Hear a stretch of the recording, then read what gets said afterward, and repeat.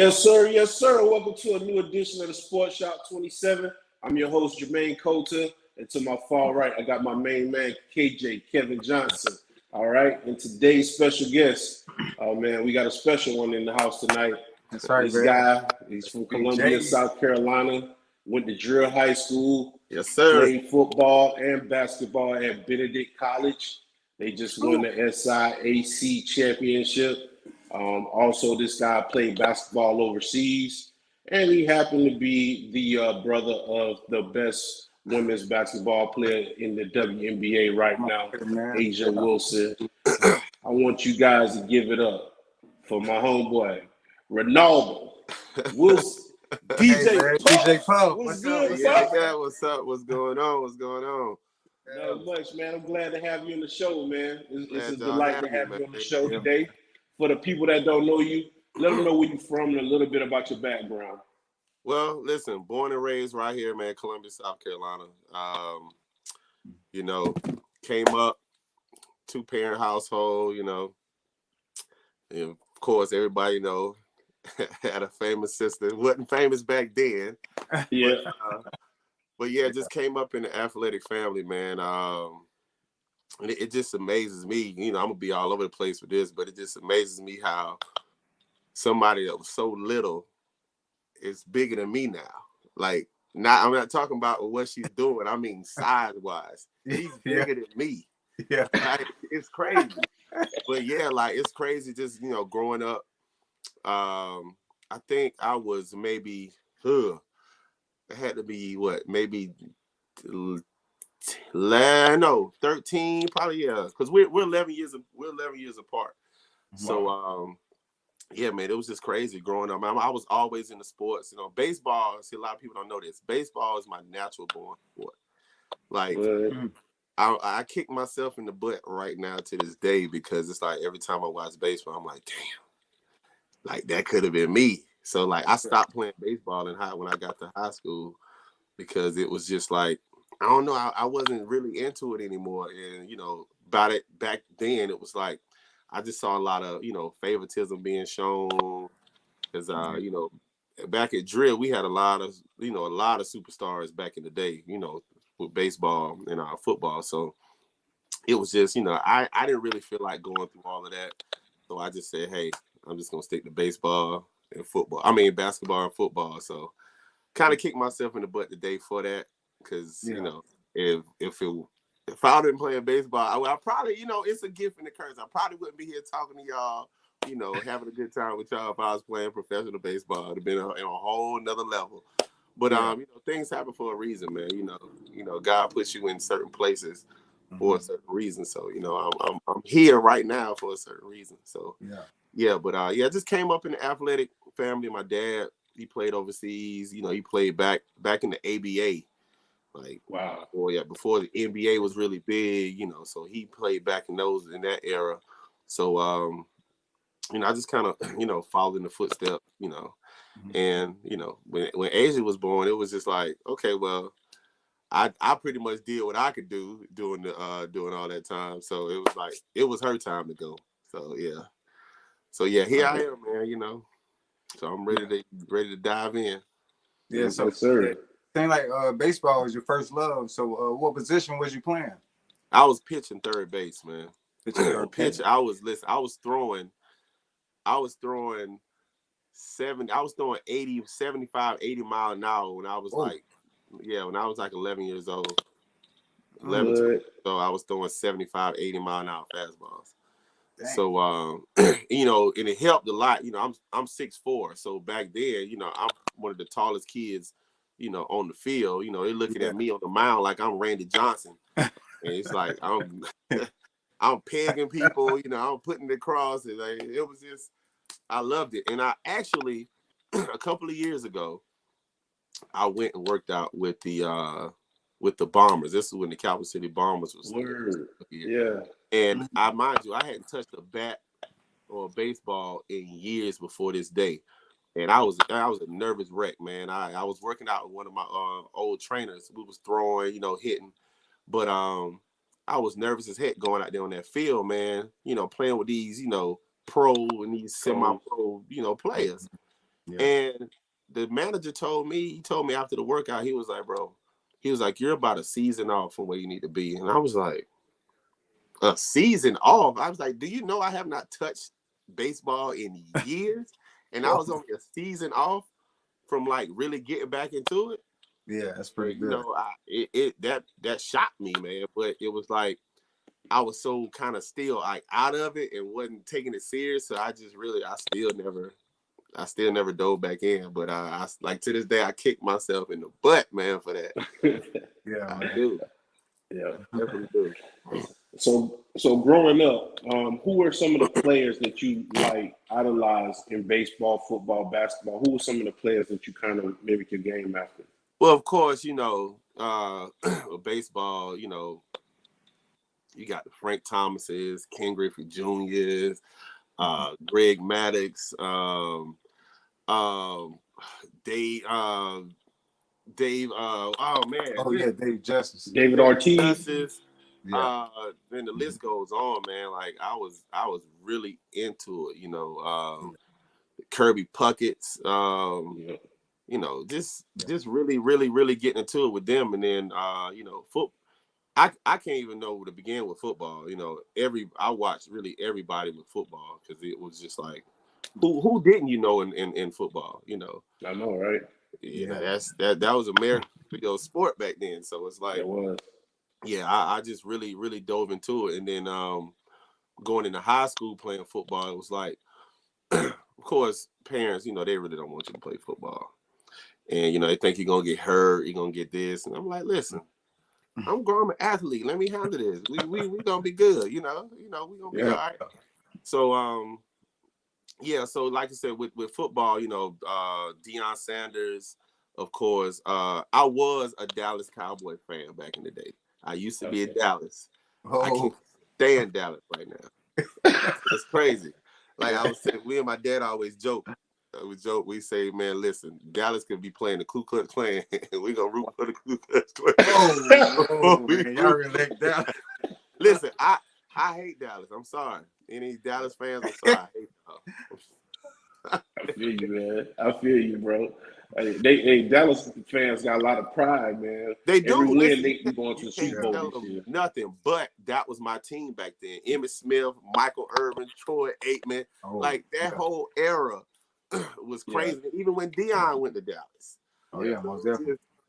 It was crazy, man. Like, yeah. So that was my squad. I'm a Panthers fan now. I'm kind of on the fence with that because we just really like suck. Like we could probably play Benedict, and Benedict could probably beat us and give us for the money. Yeah, Benedict stepped it up, man, for real. 11-0 this year, man. That's a big feat right there, bro. Yes. So talk about making that transition from baseball to football and basketball. What position did you play in football? Football, man, I went from starting even with Pop Warner, man. I went from quarterback to wide receiver to free safety to tight end to defensive end. Yep. So I was kind of all over the field, man. I was all over the field because you got to think, look at it. You have position players and then you have the athlete. So I was labeled as the athlete.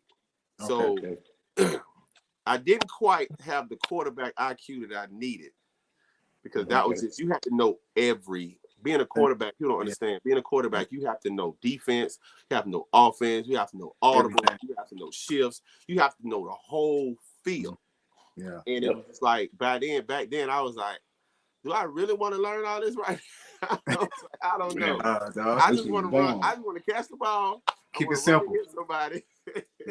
And that's it. I know schemes. I know all of this, but quarterback, that's on a whole other level. So yeah, it was just like, I'm done with baseball. Let's dive into basketball. And of course, I was always into basketball, you know, coming from my dad playing overseas. So that was just like second nature to me as well. Football was the only sport that I was kind of concerned about because of the knowledge you have to have on the field. People think football is just running around hitting. No, you have to know how to read the field, offense and defense. And what really woke me up was I was on the line. This when I was playing defensive end. We had a stunt to where the tackle, he waits. It's like a 3-second wait.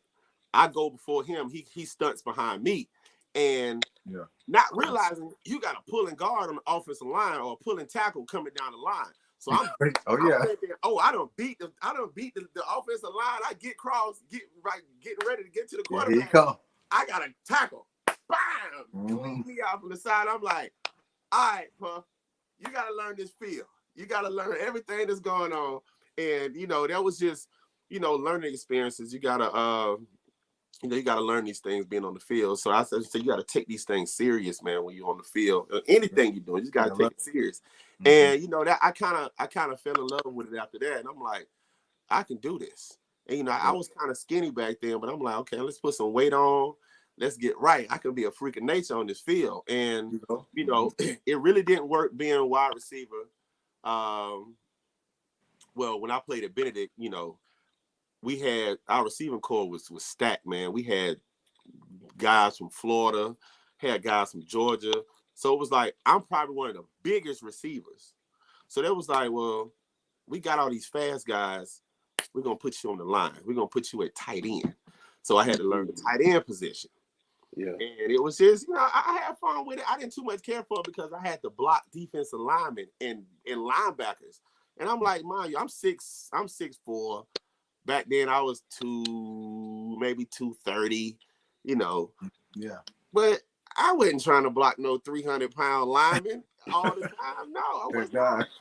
So, I was like, I got to find a way to get out of here. So I ended up going to defensive end, and I loved it. I was defensive end from college, on my whole college career. No, actually, I started defensive end in high school. That's when So I started and moved all that throughout college, and I loved it. I loved it. I said I get to legally not clean somebody's clock. I only had a few assignments. That's it. I love it. You just focus on getting that ball. Focus on getting to the ball. So that's pretty much that on that one. Yeah. So talk about your first season in high school. Did you play right away or I played my freshman year. I never played B team football. Never. I don't even know what B team was like. I started off JV, and then what we had back then was called 8 quarter. So 8 quarter was you played with the JV and you dressed with the varsity. And if you were good enough, you got in the game. Starting out 9th grade, I was playing B team, playing 8th quarter, dressing with the varsity. Thinking every game, you think, oh, I'm about to get in this game.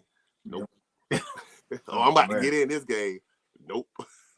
So that happened over, of course, a couple of half a season.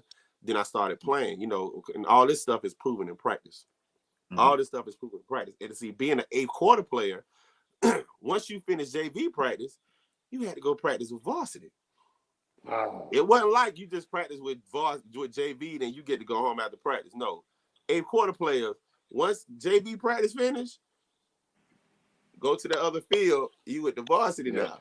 So So that was a learning experience as well, man, because you gain more knowledge of the game and things you're supposed to do, and then you playing with players that are better than you. So of course, you trying to show people what you can do. So it kind of worked out good for me because throughout, probably before the end of the season, I was playing in varsity games, and once I hit 10th grade, it was on and popping from there. Yeah.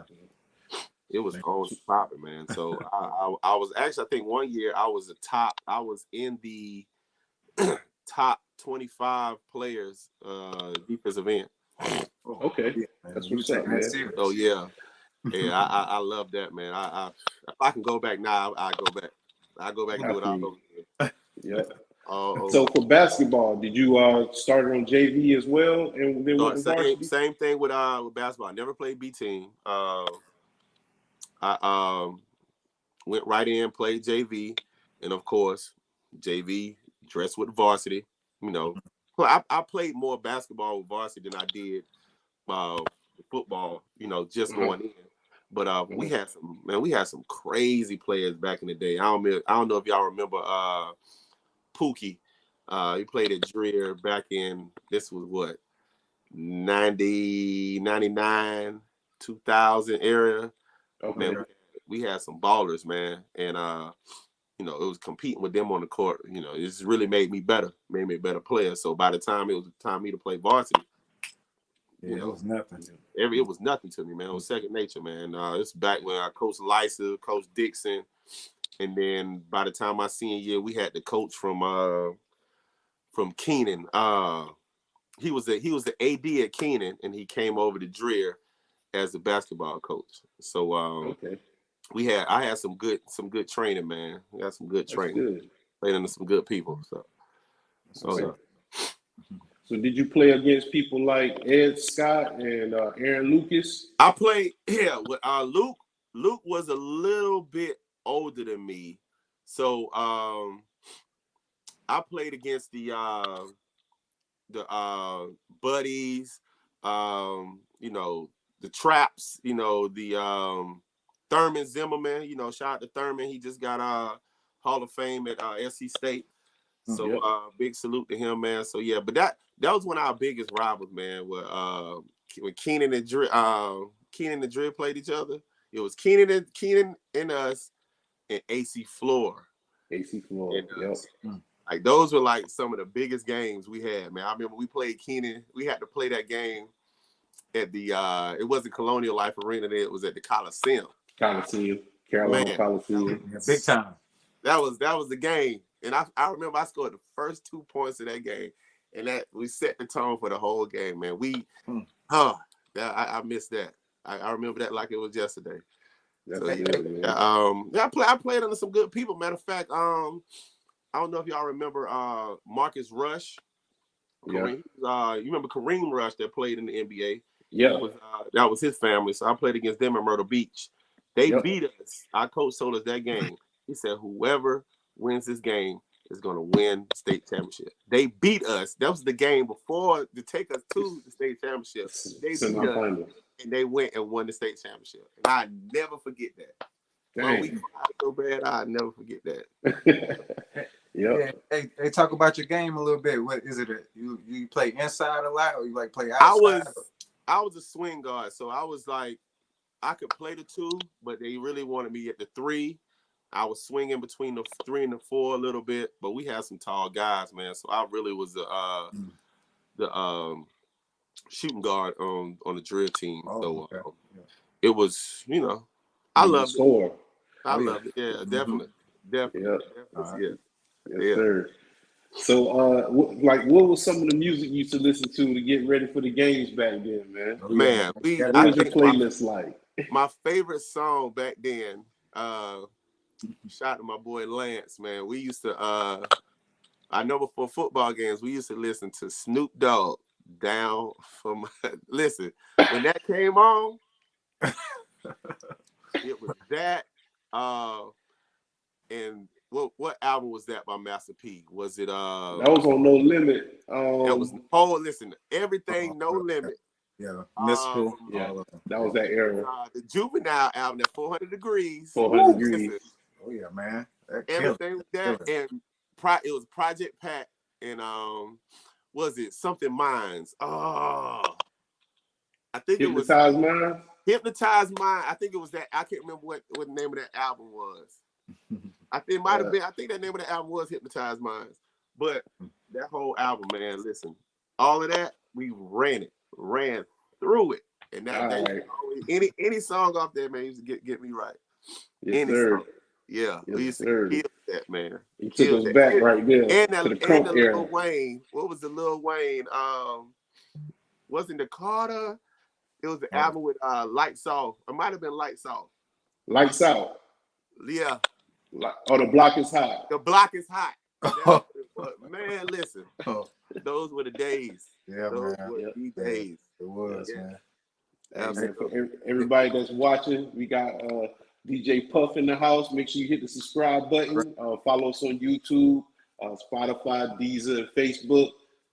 We got former Benedict, defensive end, shooting guard, and now DJ Puff. All right. So Puff, talk about the competitions in Colombia, man. Like some of the stars, other than the people that you named that you played with. Did you play against the Powell brothers as well? They were older than me, so they were all before me. Okay. So I'm still that whole era, like the Bud Johnsons, the Powells, who else? Saxon, all them boys, man. Like I actually, matter of fact, Zam Frederick. I was about to say his name next. Yeah, Zam. What was the guard from USC? Short kid. What was his name? Fast. Not Aaron Lucas. Not Luke. No, Devin Downey. Downey. Okay. Devin Downey. We used to play pickup with the boys, man. That kind of got me. This is before I went over. This is before I went overseas to play. But yeah, man, those boys back in the day, man, they was forced to be reckoned with. South Carolina was really had some heat when it came to basketball. Oh yeah. People didn't really recognize and realize that, but South Carolina got some heat when it comes to basketball, man. Really, really. And people I see out today, and I'm like, dang, I remember this dude used to hoop like that, man. And it's so many people I can't even, pinpoint and pick names right now because I don't want to miss nobody. But yeah, man. Yeah. Talk about the. Go ahead, KJ. I was gonna say, did you make the All-Star team in high school? Did you get a chance to participate in that? Yeah, I actually did. We had I did our first team, defensive team and offensive team, but I don't think I made it to the All-Star game because we had back then, man, we had so many people, and I think you can only send a handful of people to. Yeah. So I wasn't really back then. I wanted it, but it was like. Yeah. Oh, well. I really didn't care if I win or not, but because I knew I was gonna make it somewhere. That's right. That's the main thing. I'm going somewhere regardless. Yeah. It wasn't a real big thing of mine. So. Oh yeah. Yeah. Okay. So talk about going into your recruiting process.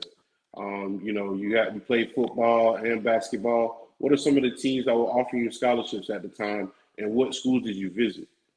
Back then, man, it was.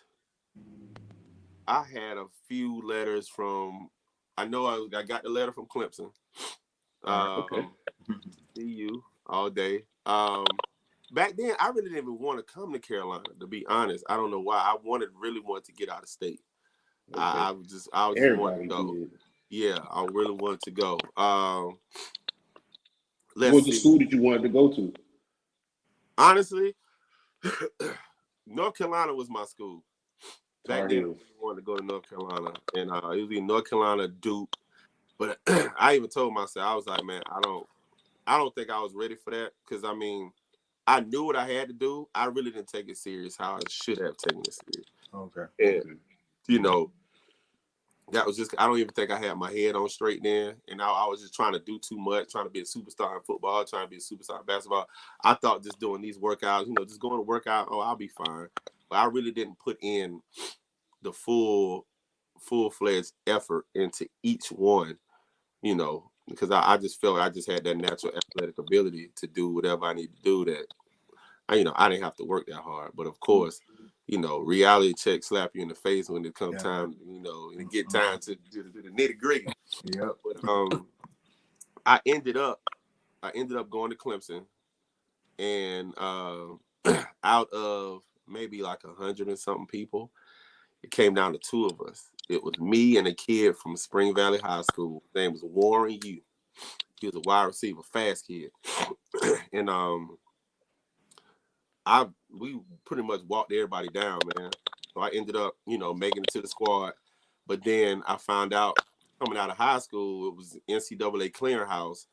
I was gonna have to sit out because I transferred. For one, I transferred up.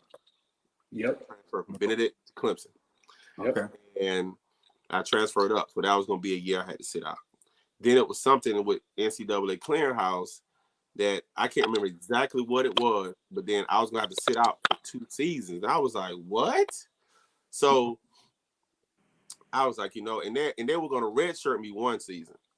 Mm-hmm. So I was going to have 1 season saved, but then I was like, when I found that out, I was discouraged. Man, I said, I got to go back and play. I can't be sitting up here, I got to go play.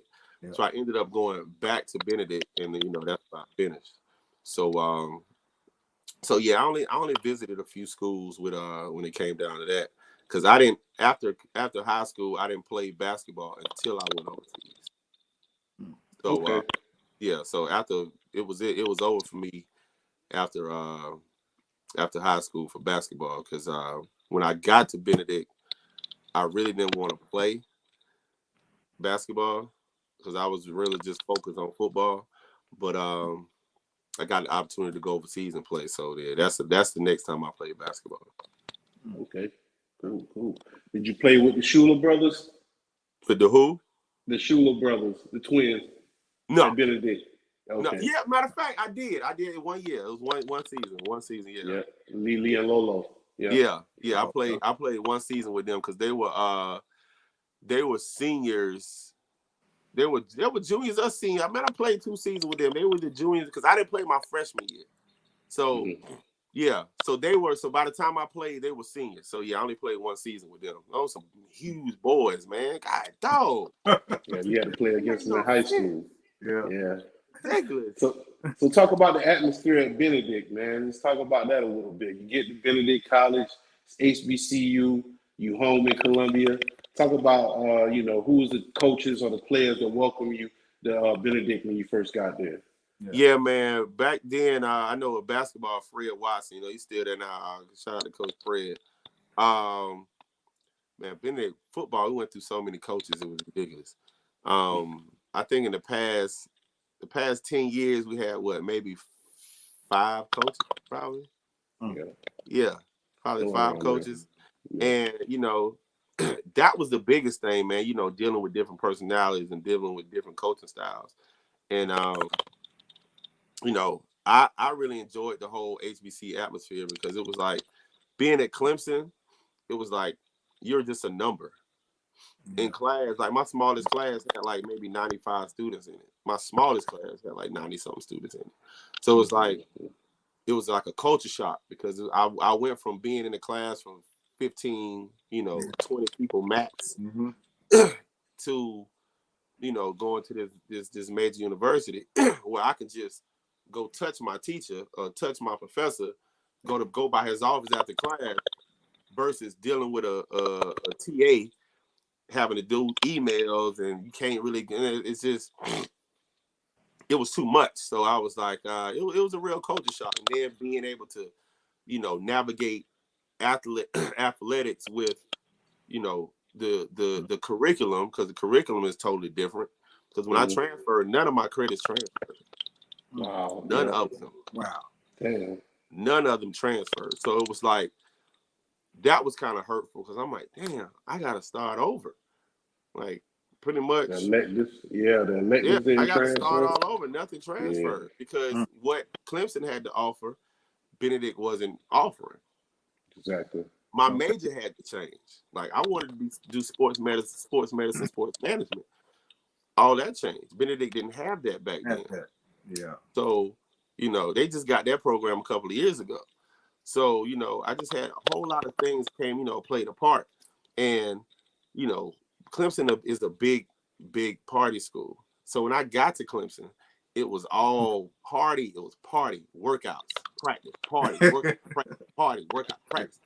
And it got down to the last day of registration, and I wasn't registered. Whoa! It was just so much going on. They tell me, make sure y'all register. Make sure you register. Yeah. And I'm partying. We having, because I didn't live on campus. I had my own apartment off campus. Okay. So, you got to think about it. Clemson, girls, party, football. Like, you already know what the vibe was back then. So, you know, being back at Benedict, it was like, you know, it's more of like a homie feeling.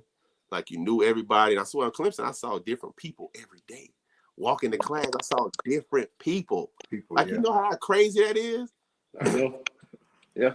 Somebody you other like coaches. Yeah. Right. Different coaches, all kind of stuff. Seeing stuff going on campus. You like, what the heck is going on over here? Like it was a culture shock. And then, you know, Benedict, everybody kind of knew each other. Like everybody was like family. And it was embracing, man. It was a homey feeling. Don't get it twisted now. I love, you know, Clemson atmosphere. Please don't get it twisted. I love the, you know, the big, you know, NCAA D1 school atmosphere. I love it. But it's still nothing like, you know, a homey atmosphere where you can be tangible with everybody. And it was just, you know, the bands are different. Like the girls are different. Like everything is different. It's totally different. Like it's more flavor. It felt like you was on that show, A Different World, when you went to the HBCU for real, though, right? Right. For real. Yeah, it's like eating that Lizard Thicket versus Piccadilly. See what I'm saying? It's like that was a good comparison, bro. I ain't seen Piccadilly in years, bro. Right. Yeah. Way back. Yeah. Man, that was a good comparison. So, man. Talk about your teammates at Benedict, man. What were they like? Man, it's crazy because you see it more now. It's more predominant now, but you really have some high quality players that come through HBCUs. And trust me, a lot of them not there because they want to be there. A lot of them were there because they got in trouble at these other schools. They got kicked out of this school or something. Their grades wasn't good at their school, so they had to come down, either go to a JUCO or go to a HBCU to play, you know, to get themselves together so they can get back. So I played with some high-powered players, man, and I think the best season we had at Benedict was 6-4. We had the number 1 defense in the conference. I was the smallest defensive end in the conference. Imagine that. I ain't no little dude, but I was the smallest DP end. That's some big boys. Yes. So especially with teams like Kentucky State, Miles, Morehouse. I mean, I remember, I can never forget this day. I know I might be jumping a little head right now, but this dude from Morehouse, I was on kickoff. It was a kickoff return. No, it was kickoff team. Mm-hmm. I was running down there thinking, I'm about to get this dude. Yeah, stay in your lane. I'm trying to cross lanes. I see where he going. How did I do that? Blindside. This dude came cross the field, laid me out, and I said, "Yeah, I got to get my weight back up too." I mean, I wasn't no little dude, but of course, you know, you got some cornbread fed dudes. But yeah, back to my teammates, man. You know, it was like a brotherhood, man. I mean, I'm pretty sure it's like that with any team, but it's like we are all. I probably played with maybe three or four different white kids, maybe. Okay. So everybody on the team was black. So you know, it was like a fraternity in itself, man. Like everybody got along. We had our heated arguments. We had this, we had that, but everybody knew me because back then I started DJing right a little bit before I got to Benedict, but I wasn't really real big in the world. I started out in the strip club. I started off at Liquids, a club called Liquid Strip Club. We're gonna get into that later, but yeah. So everybody was cool with me because they was like, "Oh yeah, bro, we're gonna go to the club after the game. Come to the strip club after the game, yeah." And it's funny because some of the security guards were my offense and defense linemen. Hey man, like all of them. You gotta have them big boys at work, and then we talk about practice at work. You know what I'm saying? Like we literally used to leave the club and go straight to the field.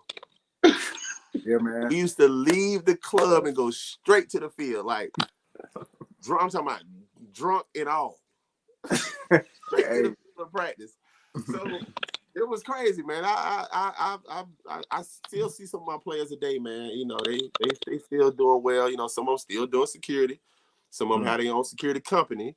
But Nice. you know, yeah, everybody. I don't think it's nobody. Well, I hope not, because it'd be some old ass players. But I don't think I know anybody now that I play with that's probably in the league right now. Or so I think someone playing maybe semi-pro. But yeah, Okay. yeah. Yeah. What's the biggest thing? Go ahead, KJ. Yeah. So who the competition in the Benedict conference? Who was the competition, man? Back then, yeah. Man, Tuskegee, Mm-hmm. and it wasn't Stillman.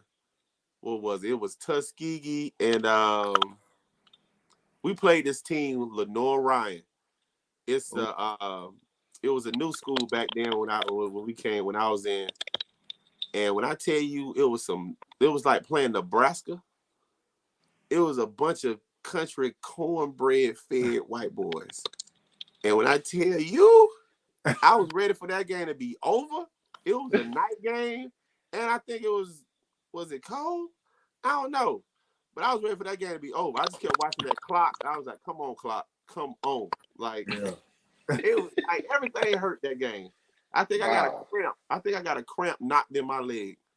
Wow. That game. I got hit so hard by one of the white boys. I think, yeah. I remember laying there. My coach was like, you all right? I said, Coach, I got a cramp. I said, I'm good. I got a cramp. I just need to lay here. Hey, boy, no cramps was serious, man. It was bad, man. But I think, yeah, back then it was Tuskegee. I hated going to Tuskegee. I hate it, but I love playing at Tuskegee only because the Tuskegee atmosphere. If you ever been to a Tuskegee football game, it's like no other. They got this thing on their stands called a hood. It's like they got these stands, but they have this hood over the stand. The band is under there, and the crowd is so loud and live over there, man. It's ridiculous. Wow. I used to love playing. We used to be on the sideline dancing to the band, and coach be looking like, bro, get y'all here at the game. In the game, man. Yeah, The cheerleaders. yeah, man. But yeah, listen. What's the biggest thing you learned from the HBCU and Benedict? The biggest thing I learned from being at an HBCU, man, is being able to relate and grow while going through the curriculum, man. And I say that because if you don't have that focus in the classroom and you don't build a relationship with your professors and your the people around the council and everything, you're gonna do bad. Like you're not gonna you don't even have to have the full focus at a HBCU like you do at a PWI or something like Clemson, USC, or something like that. You don't have. Not saying you don't need to do it, but it's like you have that tangible help. You can go reach out. You can talk to people. You can talk to other students. They had a student council where they had student tutors. That was smart. And you can just go right down there, sign up, and then go get tutoring. And like I was so cool. Well, I guess because my family pretty much came up through Benedict. My grandfather was a chaplain at Benedict. My dad, he coached at Benedict. So it was like the faculty and staff that were there. Some of them were there.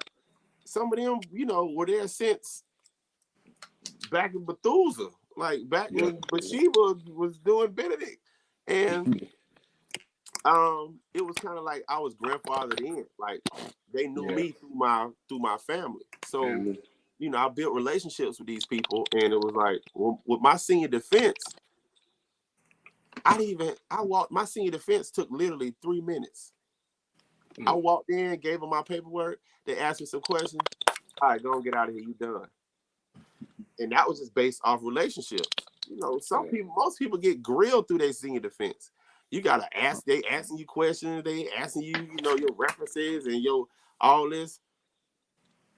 I went in there, gave them my paper. the whole department, all the department chairs in there. I'm sitting there like, oh shit. It's crazy. I walked in, I was in there for 3 minutes. Literally 3 minutes. So it's just all about, to me, man, and this is any situation, not really just with, being at Benedict or HBCU, building relationships, man. That's big today. Like, it ain't all about what you know, it's who you know. Who you know, yeah. You cannot know nothing. That's people that got these big jobs today.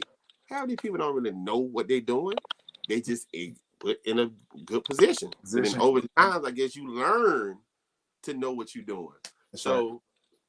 So yeah, man, that's that was a good pickup for me from Benedict, man. Just being able to meet people from different eras and just build relationship today. I've gotten certain situations clear just by people I know and people I met at Benedict. People know me right now. Oh yeah, you went to Benedict and you played. I don't know who the hell they is, but they remember me. That's because I built relationships with people. I mean, I'm sorry, I can see you today and forget your name tomorrow, but I ain't gonna forget your face. Yeah. I ain't gonna forget your face. Yeah, man. So we're gonna go ahead and get into some highlights, man. We're gonna go ahead and recap Benedict winning their conference championship. They're about to run for the national championship right now. I think they did the seeding and everything over the weekend. So we'll go ahead and take a clip, and you can tell me like what has changed since you played and until this era. Once we get back, all right? All right. All right. Stay with us. It's probably about 3 minutes or so. Okay. Gotcha. All right.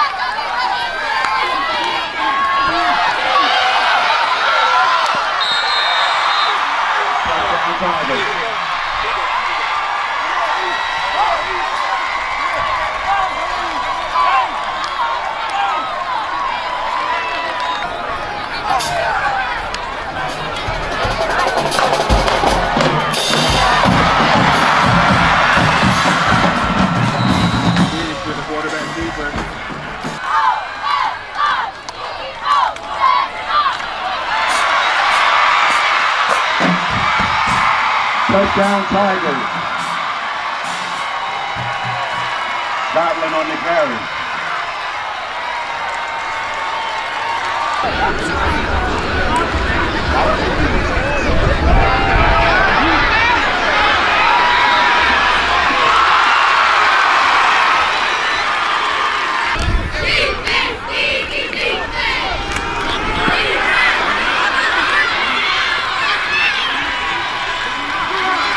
Touchdown Tigers.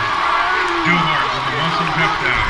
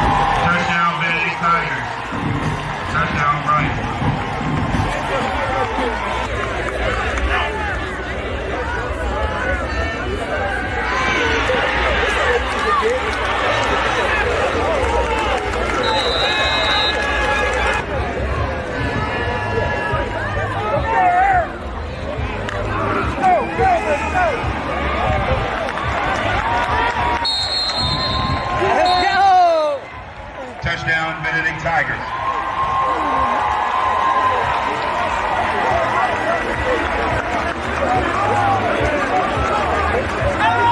Scotland on the touchdown carry.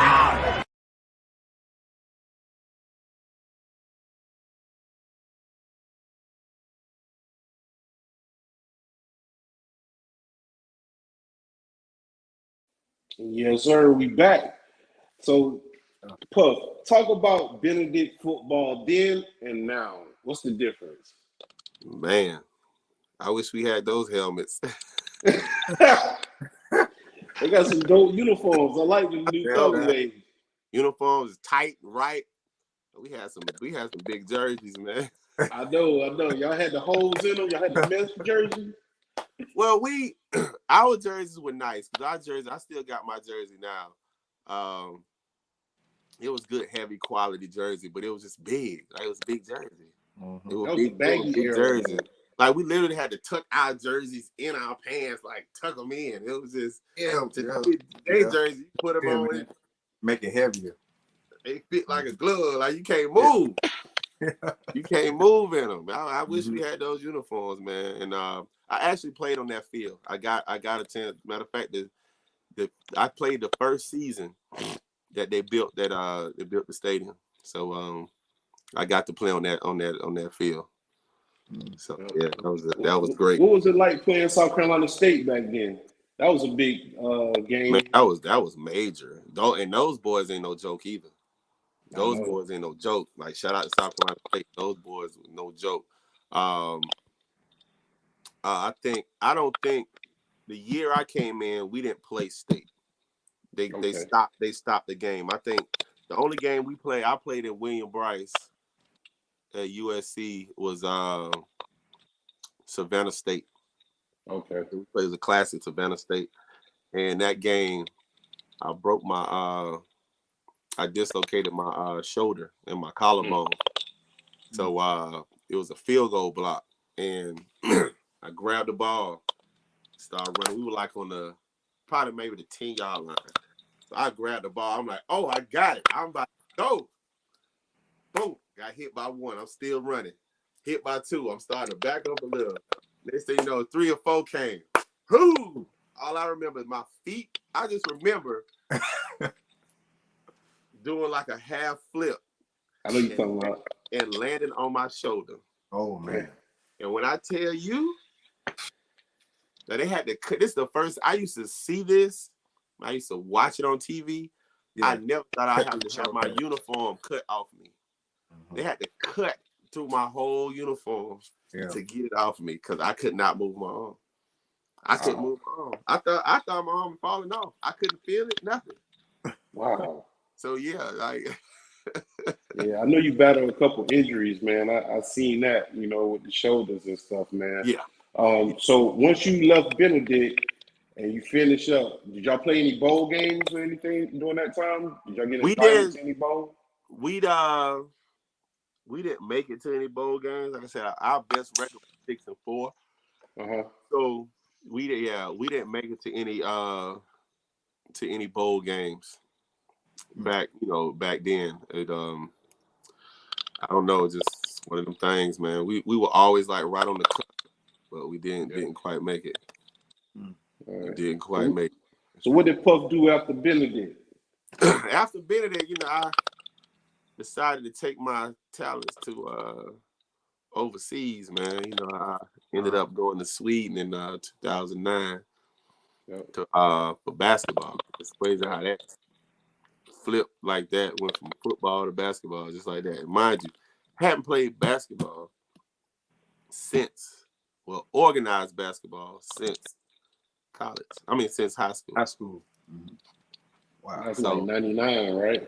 That was, I graduated in 2002. Okay. So from 2002, 2009, I didn't play any organized basketball.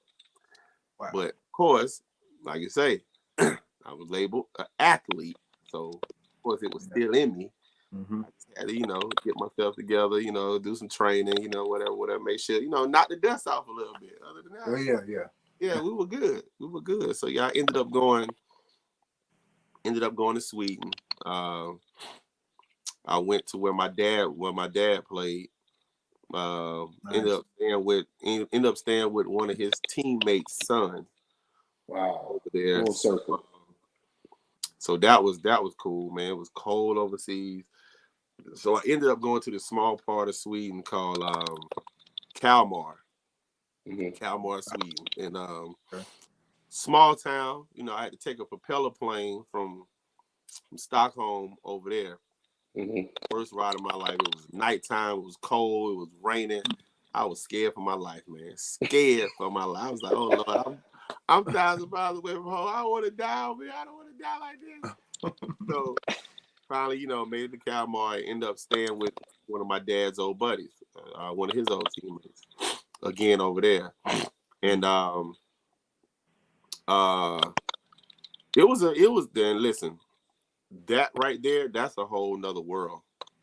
Because over there teams are sponsored by like businesses and companies and stuff over there. Wow. So that's what see with these overseas jerseys, you see all these patches and these logos because those are the people who sponsor the team. That's how people get paid. That's how teams get funded.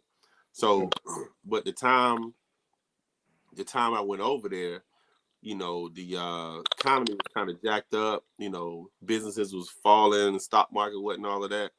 So the team I was on, you know, it was losing sponsors. So for me being an American, you only allowed 2 Americans on the team. Wow. So, you know, money was difficult. So they said, well, you know, you either have to get another job, or you have to go to school. So I'm like, I just finished school not too long, but I said I didn't come over here to go to school. And I damn sure ain't come over here to work. This is my work. Basketball is my work. That's why I'm here. Mm-hmm. So, you know, that kind of, you know, I played for a while, and after a while, it was just like, I ain't gonna lie, I got homesick. Man. I got girl sick. Yeah. Why I got girl sick, I don't know, because the women in Sweden, no level. Ridiculous. Whole nother. The Caucasian women, white girls over there, they built like the black girls over here. So why was woman sick? I don't know. It was a culture shock for me. Like I say, I wasn't used to that. You know, we would go to the club after the games and practice, and the people were literally, the natives were really like, if you were a minority over there, if you were black or whatever over there, they either thought you were over there for business, you were an athlete, or you just had money. Like you some kind of superstar. They think you so I'm in the clubs, and the only other black dude that was on my team, he was light skinned. Mm.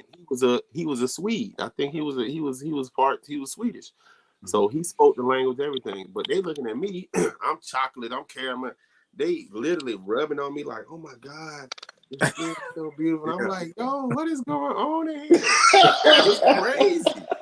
Like clubs going crazy. They listening to all our old school. Like back then, like this is what, back in 2009, 2010.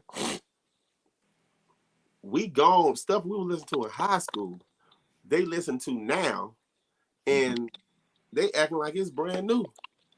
Yep. They was partying to Juvenile, all kinds of. I'm like, oh, this ain't all over here. I kind of like it over here. But yeah, just a whole culture shock, man, and it really opened my eyes to a whole lot. And that's when the work ethic kicked in, because if you weren't producing over there, they send your behind home quick. I heard. It ain't like, oh, all right, let me take you over here to the gym, let me work you out. Yeah. No, if you didn't have it, they were sending you home. I had a kid on my team, 6'9".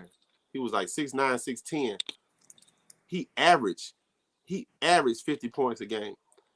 Why? Because once he got the ball, he was gone.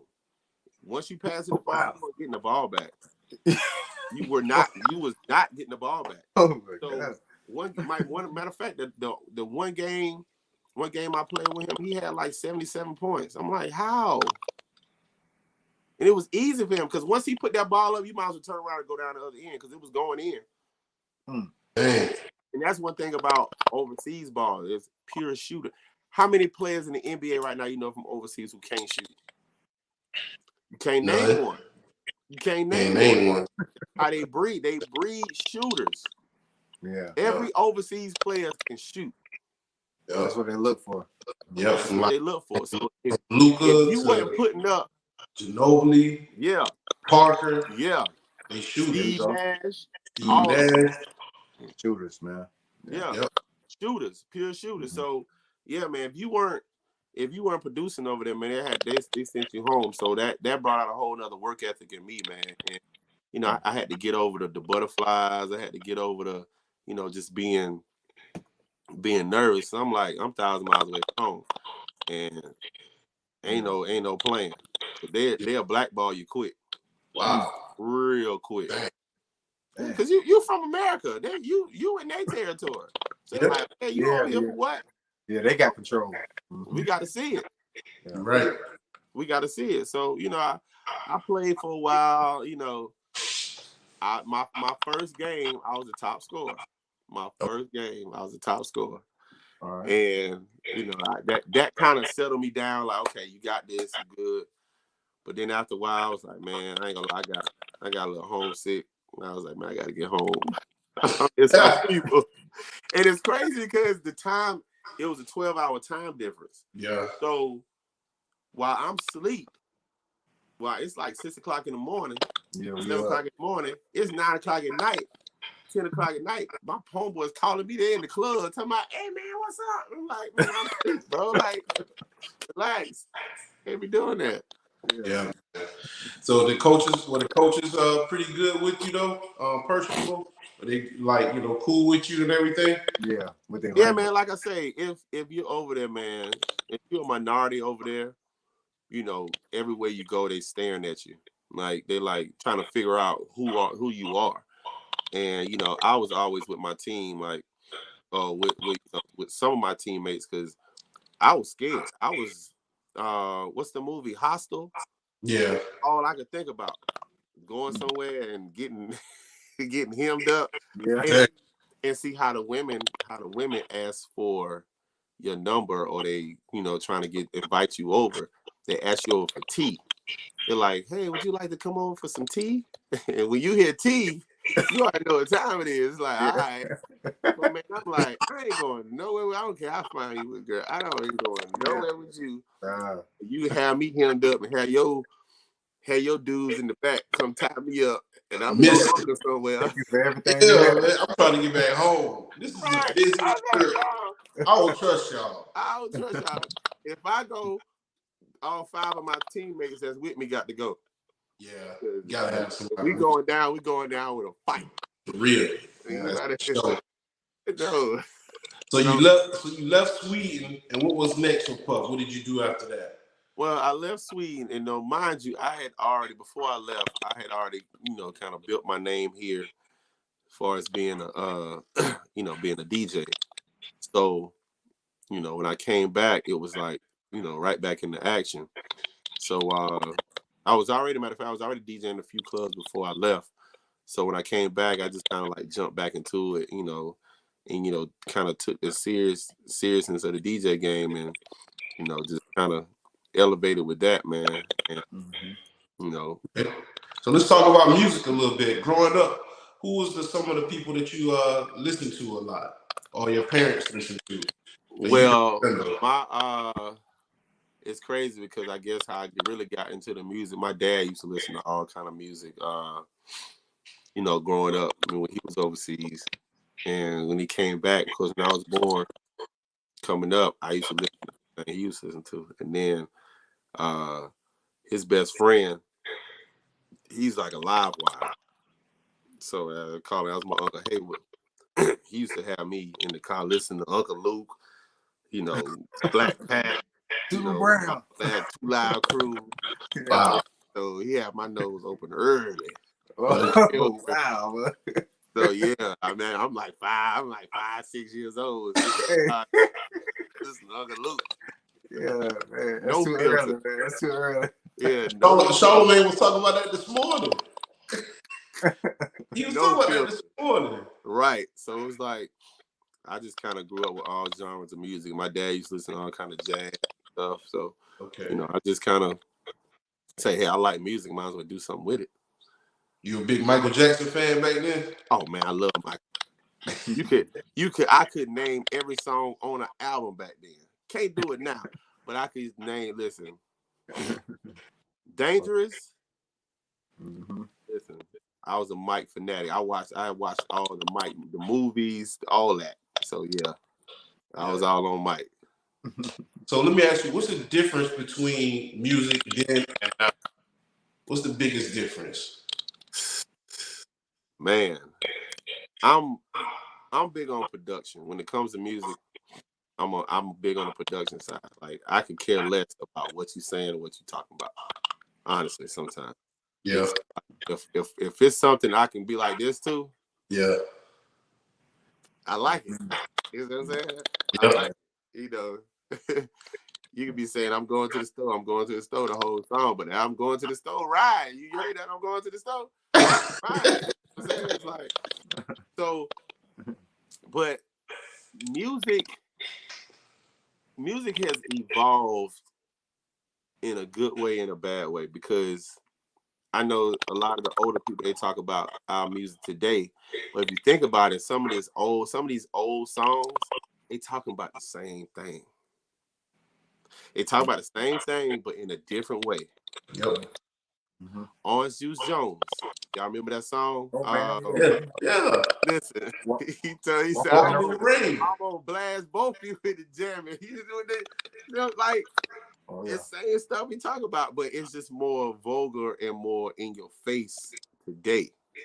Like who was that? Curtis Mayfield. I'm your man. Like Yeah.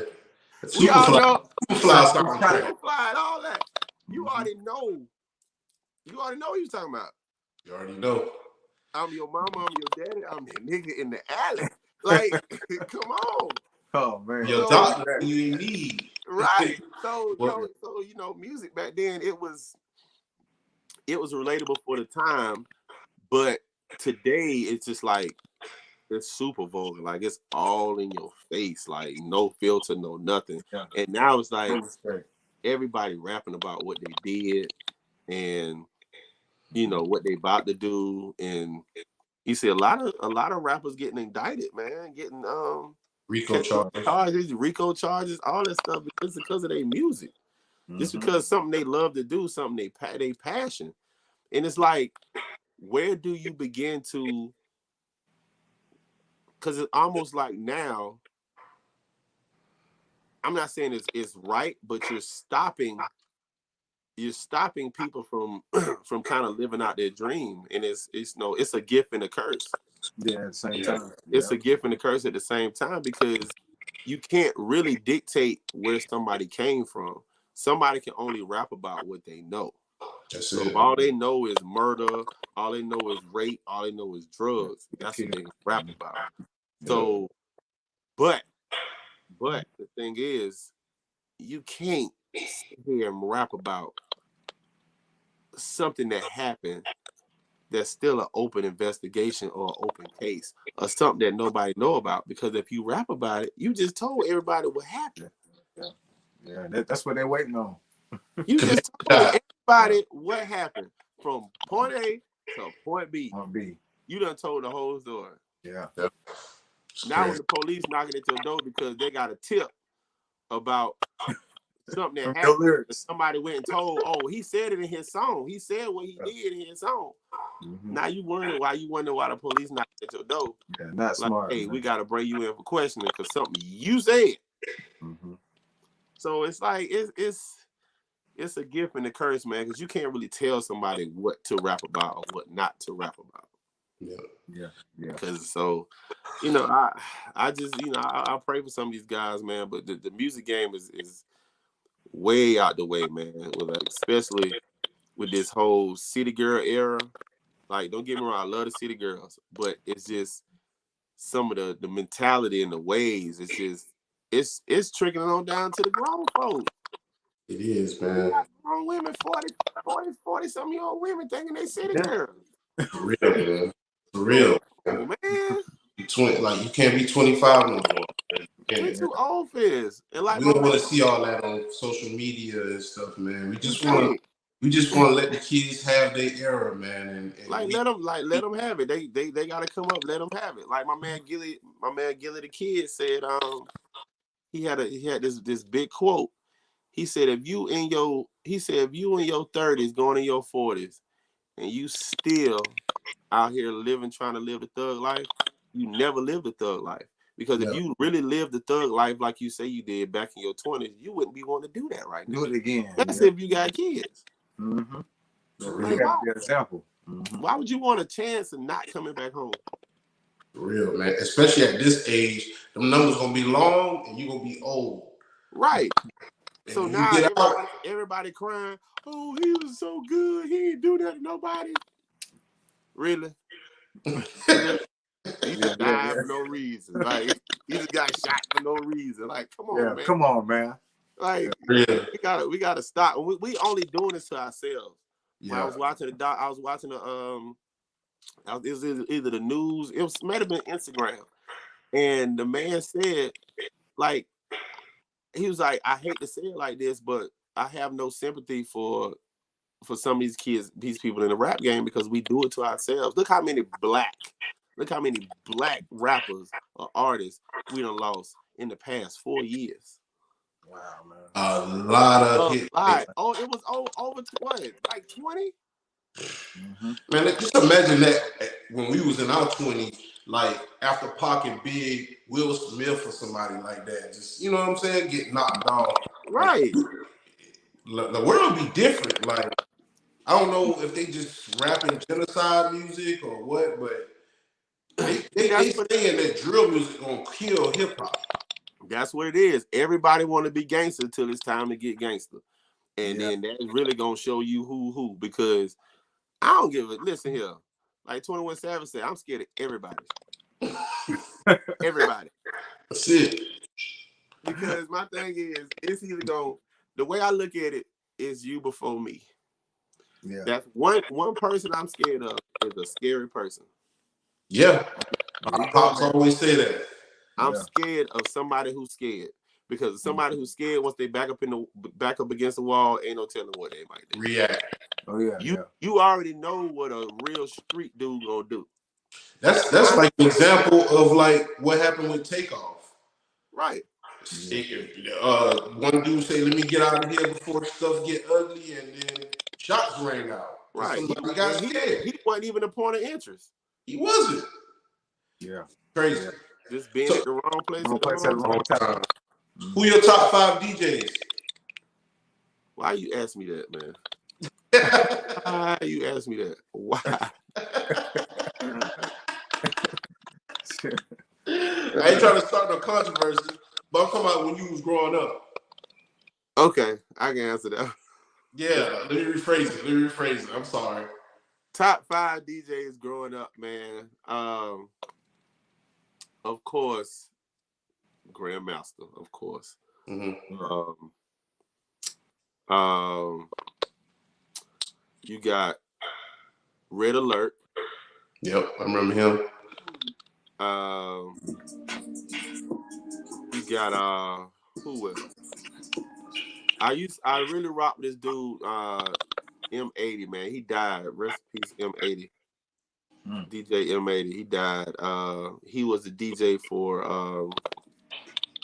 it was a rock group, man. I can't remember the name of the boy. But you put me on something too. Of course, I listened to of course my home team, coming up, B Lord. Back Frosty was in the game heavy.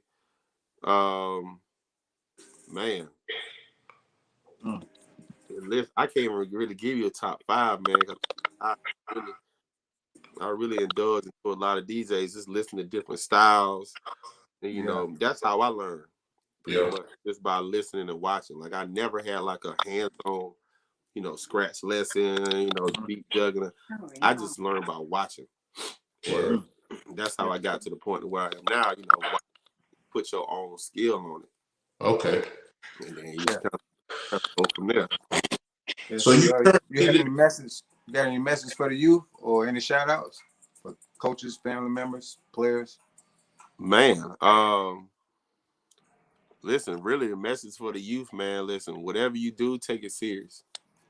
Like, put your all into it, because you only get one shot. You only get one shot. So whatever you're doing, put your all into it. when people tell you, you know, get off the video games and do this right here, like video games is cool, but how about you take that time you doing the video games, go over plays. At that time while you're on the video game, you know, work on your game. Whatever you lacking on. If it's basketball, if it's your left hand, work on your left hand. If it's your right hand, work on your right hand. If it's that short jumper, if it's, you know, football with technique, with, you know, especially if you're a lineman, you gotta have foot technique. You gotta have it. So yeah, you gotta have it. So, and I never thought I would have to learn, you know, demeanor. You know, I'm thinking I'm playing it. I'm in the field. I'm in the backfield. I ain't coming off the line in demeanor, you know, blocking here and there. No, I never thought I had to do that, but I had to do it. So yeah, just basically, man, just practice your craft and work hard at it. That's it. And you work hard. Whatever it is you're doing, you work hard at it. It's gonna come second nature. I got one more clip I want to share with you, and I want you to tell me what this clip means to you, okay? Williams lets it fly, can't hit. Wilson the rebound, and this season has come up aces. The city of Las Vegas has its first major professional title. The Las Vegas Aces, your 2022 WNBA champions.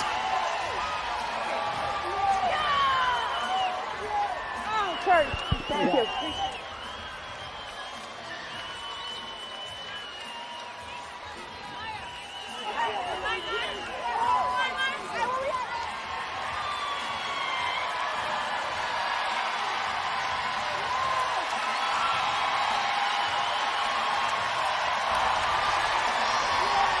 A'ja Wilson had just about every trophy. Now she has the most important one. And Becky Hammon, the legendary player, with the help of a point guard penning her own legendary story, now has her first WNBA title. Thanks for watching ESPN on YouTube. For live streaming sports and premium content, subscribe to ESPN+. Man, I can tears bump just watching that again, man. For real? That's crazy. That's yeah. I was like, the whole thing is still surreal to me, man. It's like I still look back and I be like, man, that's my sister. Like, that's my sister. Like my sister. Mine. Right. Like that's my ace right there, man. That's my sister. It's surreal, man, because she got a ring at every level. High school, college. And see, we just and see I DJ for the girls. So, you know, it got the two-time. Let me see that. Yeah. Yeah, the championship ring, man. That's last season's championship ring. Gamecocks on request for another one this year, back to back. Yeah, do it. They had a girl that dunked at Little John Stadium. Man. Yeah. Yeah. Man. So yeah, that's like when I tell you, A'ja, she did not like basketball. What? She did not like. She couldn't walk and chew gum at the same time, bro. She did not like basketball. She don't play like she don't like it. Listen, that's what I'm saying. Like, it was the work ethic, man. Once you work at something, you find out you actually can do something. You good at something. Yeah. Like, why not? Why not? Like, I thought she was gonna be volleyball because she loved volleyball. I was about to ask you, was volleyball first? Yeah, she was great in volleyball, and she could run track. So I guess all that was like good conditioning. Yeah. For basketball. Because volleyball, you had to move around, you had to jump, and you know, just worked on your mobility, your agility. And then track, you know, that worked on your endurance and, you know, just footing. And I think AAU is when my dad really figured out that, you know, he had something special, because she would never get in the game. Like, they would have to get the uniforms. You know, you get the uniforms in the game and wash. All I had to do was get her uniform, fold it back up, because she ain't sweat. So you just put it back in the bag. You know, everybody else's uniform getting washed. Wow. And your uniform already ready for next game. So, you know, it wasn't until we found out that she was a shooter, that she could shoot. You know, she hit like 3 threes back to back in an AAU game. And that's when my dad and they were like, okay, we kind of got something here. So we kind of trickled down from there. You know, working with her, get in the gym with the weight vest. She hated the weight vest, hated it. And you know, shooting drills, jumping drills. And I remember we were working out, and she dunked. Like we were doing like it like a layup drill, like a chair drill. You get the ball, triple threat, go around the chair. Oh yeah. Did that, went out. Huh? What? Do it again. Oh, let me get my phone. Man, whoa. And after that, man, she by then she was already dominating because she played, you know, skeezer ball. Yep. You know, skeezer ball is a little different from you know, from your regular high school basketball. Mm-hmm. And she really dominated. I really was kind of upset that she played in skeezer. I really wanted her to play. I really wanted her to play, you know, public school basketball, but you know, because it's nothing like that atmosphere. That's like HBCU and, yep. And you know what I mean? Yep. But listen, she dominated, man. I remember the championship game. I think I was out of town, and I was on the phone with my dad, and they were going nuts, man, going nuts, and she won that championship, and it went from there, man. It went from there. Got to USC, and you know, with her and Don, because everybody thought she was gonna go to, you know, UConn, Tennessee's, and all of that. She decided to stay home and build her own legacy, man. Wow. She did it. She did it with flying colors, bro. For the program. Y'all been in the Final Four ever since. That's the house she built, man. And then getting a statue in front of the arena.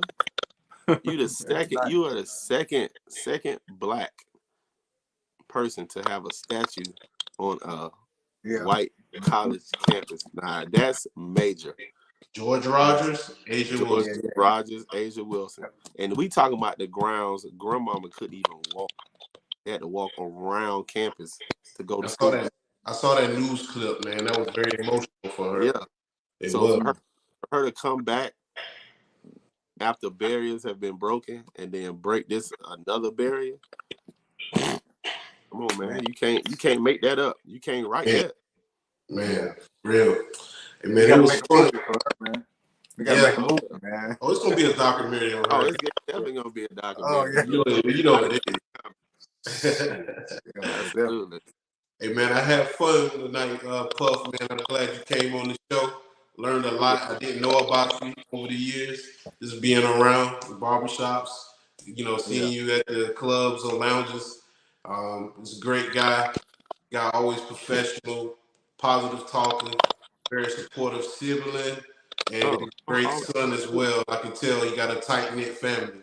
And it's gonna be more of me coming now. I got a TV show coming out real soon with Will Packer. So be on the lookout for that. It's coming. I can't talk about it, but just be on the lookout because it's coming. It's coming. Yes, sir. You got the exclusive right here on Sweatshop 27. Oh yeah. Man. You know it. Yeah, we'd love to have your sister on too, man. She like to come on, man. Listen, man, if we can ever catch up with her. Yeah, she got to sit down for about 30, 45 minutes. Yeah, she flying, baby. You understand? Yep. Hey, man, we appreciate you coming on the show. For everybody that's watching, man, tune in to another edition of Sports Shop 27. I'm your host, Jermaine Coulter. I'd like to thank my main man, KJ Kevin Johnson, former Clemson defensive back, and today's special guest, Mr. International. This guy has done it all. Very fast. Football, basketball, overseas, DJing, just playing in different clubs and arenas. This is Mr. International, man. We call him DJ Puff. here in South Carolina. Right. Yes, sir. But we appreciate you coming on, man. We love to have you back. Oh, for sure, man. When this show launch, man, I'm coming back. We're going, We want to set up at your spot one time, man, and go live. You know what I'm That's saying? fine. Yeah. Listen, we can make it happen. Come down Let's to do it, Prime 1004. Y'all come on, pull up. We can make it happen. Let's do it, baby. Let's do it. Do it. Yes, sir. Absolutely. All right. Hey man, happy Thanksgiving too, man. Happy Thanksgiving to y'all too, man. Yeah, happy Thanksgiving, man, to everybody that's watching. Y'all be safe out there, and always remember, it's not how you start, it's how you finish. All right. Man. Until next time, y'all be safe. I don't know if COVID's still thick out there. Wear your mask if you have to. Yeah, wear it anyway. Alive, man, you know? But we'll see you next time. Hey, peace. Y'all be safe. Right. So Appreciate it, Puff. Appreciate it, man.